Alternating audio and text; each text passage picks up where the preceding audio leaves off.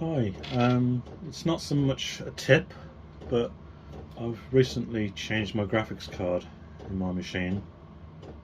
I did have a Geforce 1050 Ti with 4GB of RAM on board, and for a lot of the scenes I was rendering in DAS, there wasn't enough graphics memory to have all of the textures and data within the graphics card, so it would always fall back to the processor.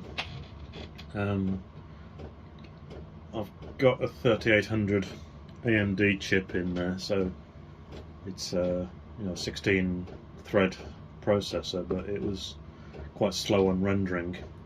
And as you can see, I've put a new graphics card in, and the iRay view is now a bit more real time, well, near enough.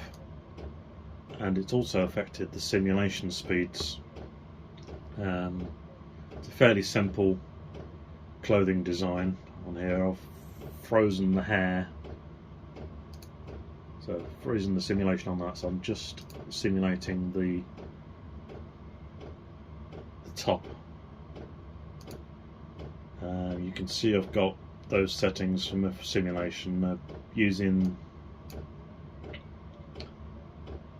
mostly default values, a bit more stabilization time, using the best continuous collision detection. What else have I got?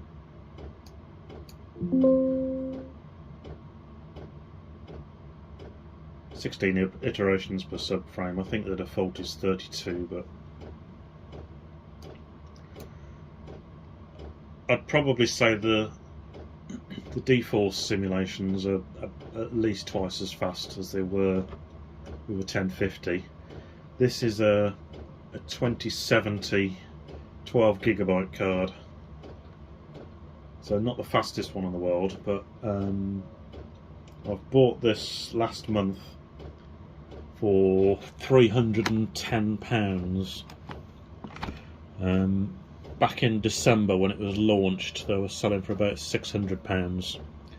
So graphics cards are finally coming back down to normal RRP prices.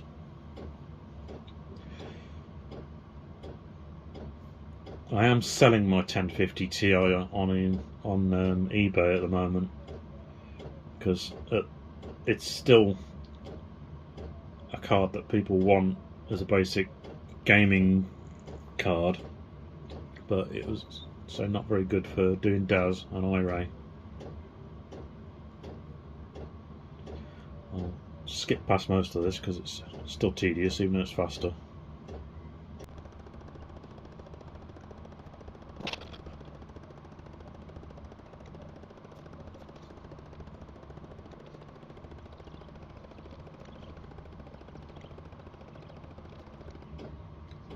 So it's finished running the simulation, really. I did put the extended stabilization time of 5 seconds on mine, just to let the materials sag under gravity.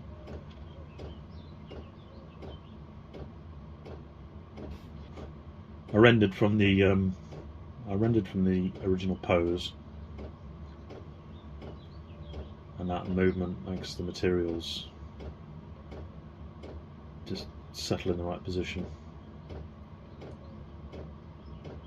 I think that's about done. I'll stop it there.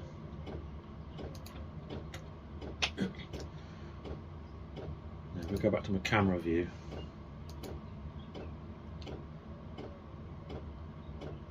See, it's on iRay preview at the moment, and it's fairly instant.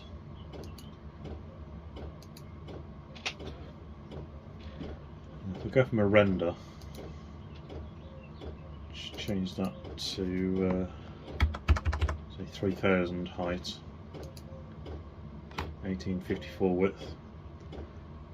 To render this fully on the graphics card, it has to have enough onboard memory on the GPU to fit all of your textures and all your model data. So you can see now I've got 12GB, and although that's not very useful for modern gaming, it's very good for rendering in iRay. So if I go and hit render, whereas previously it would max out the CPU, it's now going to offload all of that into the graphics card. And the CPU is just kind of trickling along managing it, so about 25%, GPU at full.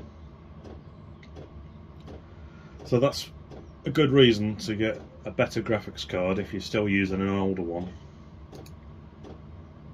And I would just say now is a good time to buy a new one that's come back down to reasonable price and sell your old one that might still get a good return.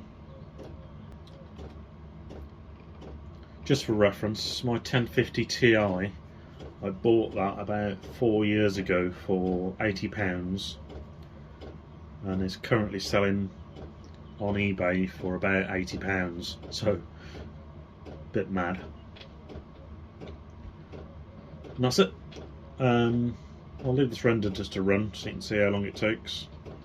It's a fairly simple scene, but as you can see, it's rendering in iRay.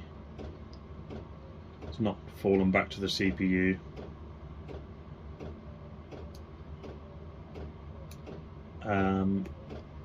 I did run a test on a scene I'd done on the 1050, which took about 9.5 minutes to render. That would take about 1.5 minutes on this card.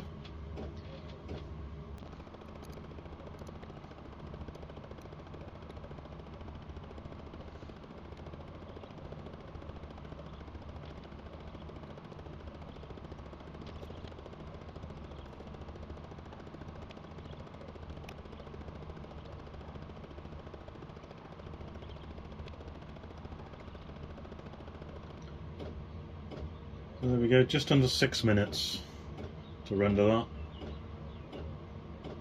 That's at 3000 pixels high, 1.62 ratio. My target was a 98% convergence. Caustics was disabled.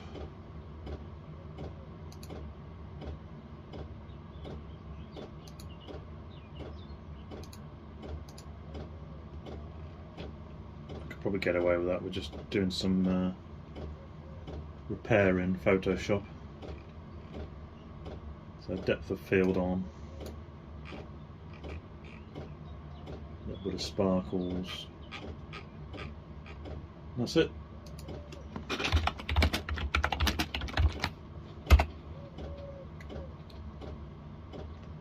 I'll leave the details of the graphics card I had and what I've gone to, and leave it there.